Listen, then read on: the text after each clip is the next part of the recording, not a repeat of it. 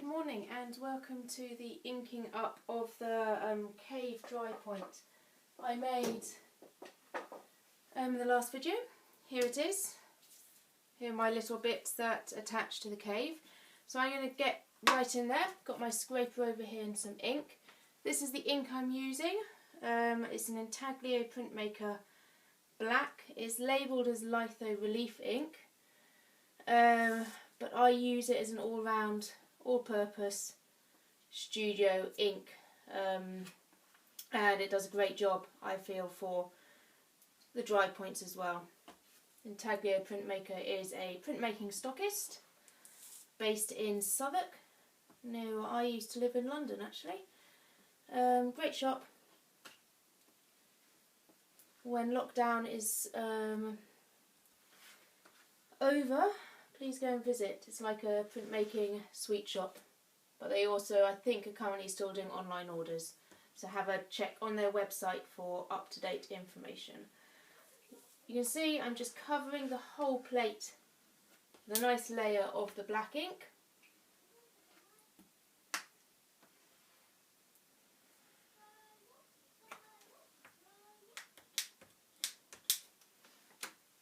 Here I have a piece of muslin, just from my haberdashers, like netting, unbleached. As I've mentioned in earlier posts, you can use Printmaker's Scrim. I'm actually going to be using this for this work because I've got some fine details in there, and the muslin allows me to just utilise the inking technique to actually create some effects. The rags tend to be quite coarse if you just want a quick effect, you know, quick wipe down. This gives me a little bit more subtlety, it's a bit more gentle. Takes a little bit longer to wipe down, but you know, I'm not adverse to hard work, so just got to keep working it. Nice circles all over.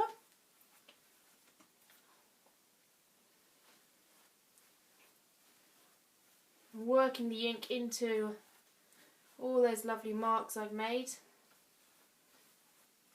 Now you either love or hate this bit.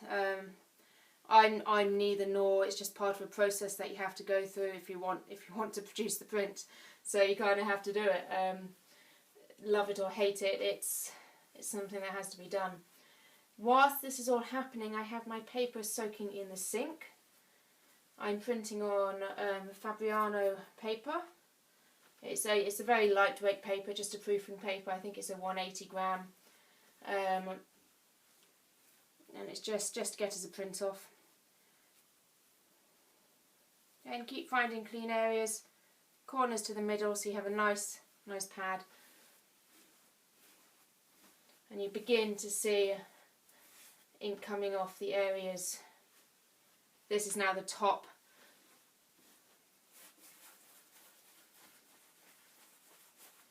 So I'm beginning to see information peeking through. It shouldn't take too long. It's a case of practice. Don't rush yourself if you're new to this and you're trying this, or if you're going to an open access studio after lockdown. Don't you know, take time over this.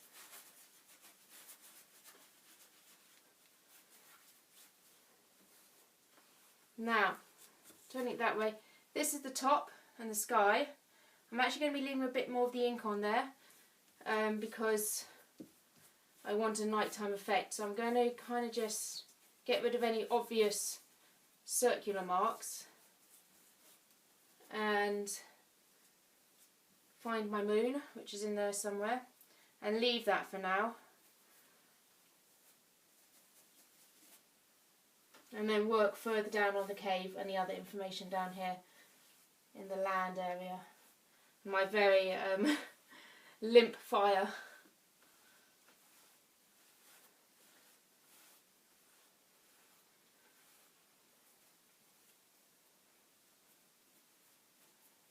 And these scrims or rags, they can be reused.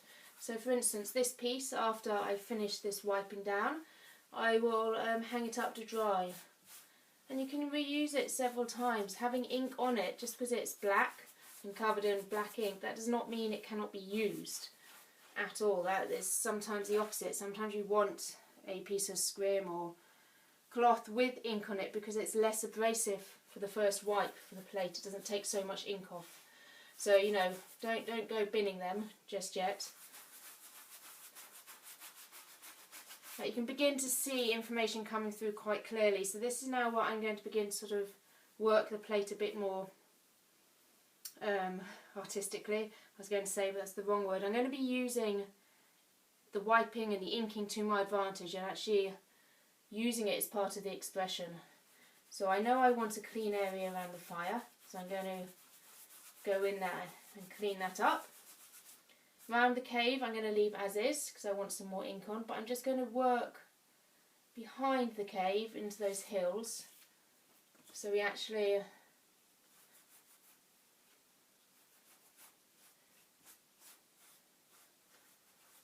get to see some of the line work. If you remember, I put some etching lines there like that, and there's our little ferns coming through. If you remember, we embossed a piece of cedar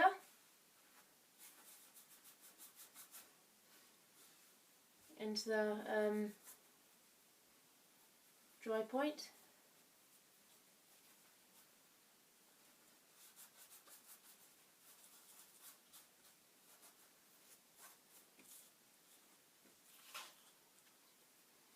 And work that moon a bit more.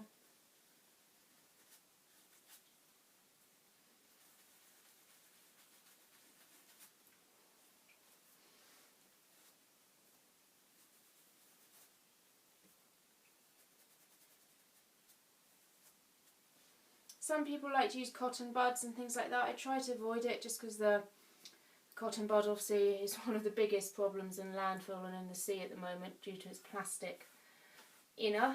You can get biodegradable ones, but with all these things, you know, how biodegradable is biodegradable. So it's something where I can in the studio, I try to use products that are more generally have lesser impact on the planet. I mean, so say I, and I'm just using a plastic coated piece of card. It's swings and roundabouts. It's very difficult, but you do what you can. And there's no necessity for the cotton wool bud, so therefore I won't use it. We're getting some, you can see the sandpaper, some really nice effects in here. So I'm actually going to put that to one side, so that's off shot for the moment. And I'm going to ink up my little teeny tiny pieces. These I'm just going to ink up quite crudely. I like the idea that they're just sort of, you know, fractures of rock and flint and whatever this cave might be made out of, wherever geographically we're located. So I'm using the scraper itself to kind of create some rather funky effects, which is always nice.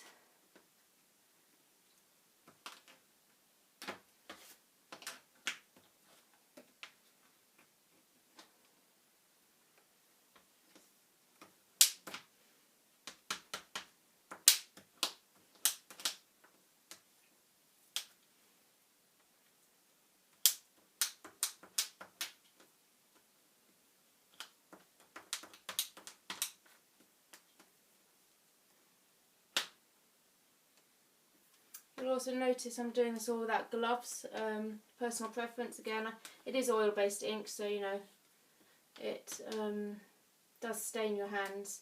But I just wash my hands in a sort of a teaspoon of vegetable oil, massage it around, and then use ordinary household soap to get rid of the residual grease, and it gets rid of anything that would, you know, create fingerprints anywhere. You'll still end up with a few black stains here and there, and certainly your nails will have a lovely undercoat of black ink, but that doesn't bother me.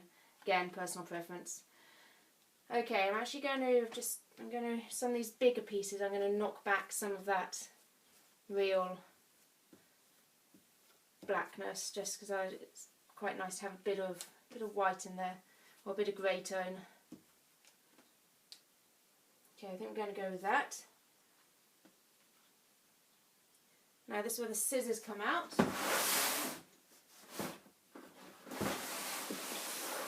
I'm actually wanting to trim the edge of this to match the sort of the cave. So I like the black black hole of the cave. So it's as you can see, very, very approximate.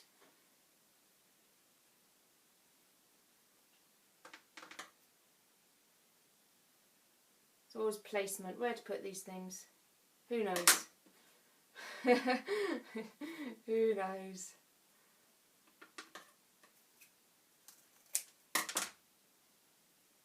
There are some lovely marks underneath, so I don't want to get rid of all those. But I do like this kind of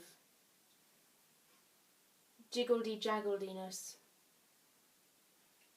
I'm going to go with something like that. Might see if I can slip. Now we're going to go with that.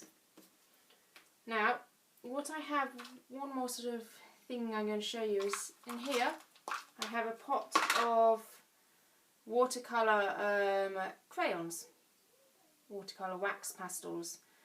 They're quite common in all basic art supplies, and you can draw this onto a dry point card. Basically the principle is, and I'm going to draw my billy can and some highlights in the fire here. The principle is that your paper you're printing on is damp, and so as it goes under the press on top of the wax crayon, the moisture in the paper reignites, sort of captures and allows the water-based wax crayon to get printed onto the paper. So I'm just literally adding a few details. It's mainly to show you the effect. And one last thing, this is actually a piece of fern. I'm going to be printing directly onto the dry point card of this. So I'm applying ink in a very crude way. You could get a roller out this, it's just more cleaning up on my part, so I'm just going to stick it in the etching ink area, blot off the excess, and it's got a nice sort of coating of ink, and I'm just going to add that, printing it directly onto the dry point card, and I'll just add some really nice live texture, so to speak. And also it's very black because you're directly applying ink to the card, and it's working almost like a monoprint. Well, it is a monoprint, not almost like.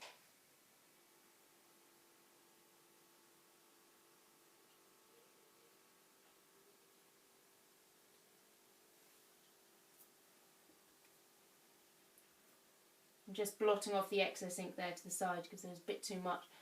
That's why where a roller, if you want a nice even layer, does come in handy. You can see I'm not too bothered by the ink going absolutely everywhere.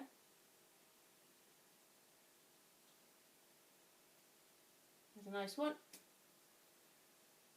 Okay. I think we are ready to go. I'm just going to I'm using my scrim and a finger in the scrim just to literally pull out the last few bits of highlights which will actually be white. And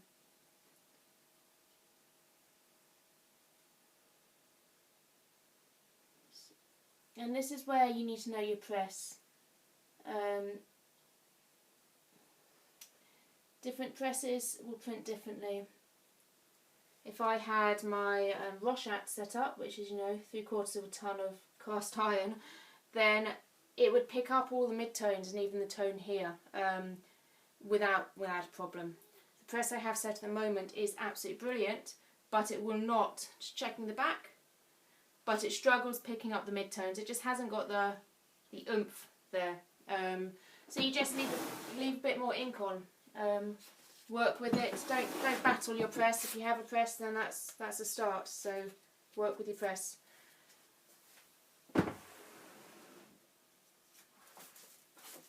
Just going to go and get my paper.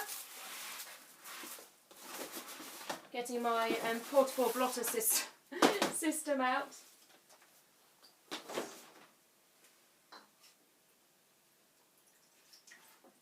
Probably been soaking in there. It's lightweight proofing paper. You don't really need to even soak it sometimes. You just spray it or put it in there for 2 minutes. That's been in there 10 minutes. It's had a good soak. I'm blotting it off.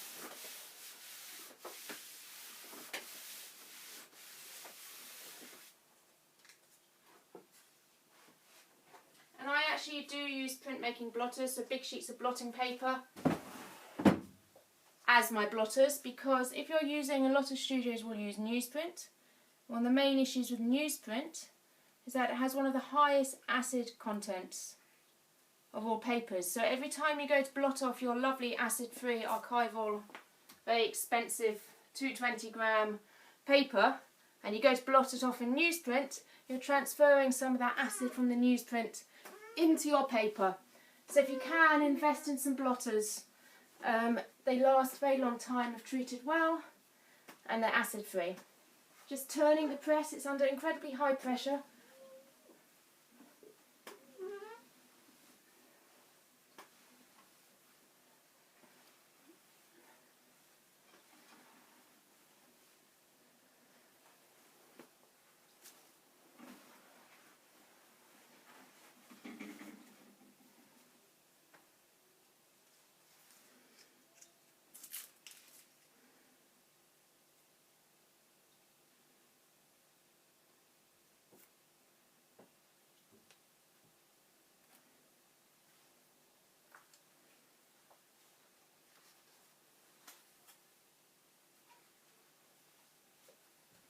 Okay, I'm just going to pop a piece of tissue paper down over that inky mess.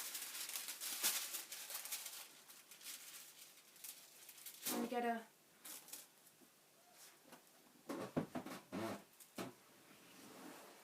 and there we have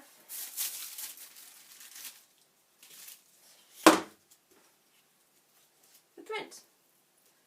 It's come out really nicely. You've got some lovely blacks in the night sky, the moon, leaving some of the ink tone on. It's given the sky a bit of background. These hills are really nice and faint now because I worked them into the background a bit. We've got an impression of some cedar leaves behind these trees, which is really cool. Smoke. And you'll see the billy can here, that was done with a crayon, so it's given us really nice sort of a different type of black. Got some nice sandpaper marks down here, a nice rocky cave going on. Oh, just noticed a bit of dry point cardstock there. A nice bit of rocky cave. You'll notice the tiny white outline behind the layering of the card, and that's because the paper, unless you've got a really heavyweight press, the paper can't get behind the depth of the dry point card. So there's always this nice white line, which actually works rather nicely. The sandpaper's lovely to add a general tone, and we've got the prints of the fern. So there we go. That is the sort of the cave rethought, so to speak. I hope you've enjoyed the Dry Point series. Next up is lino, but not as you know it. And look forward to making the next video. Thank you.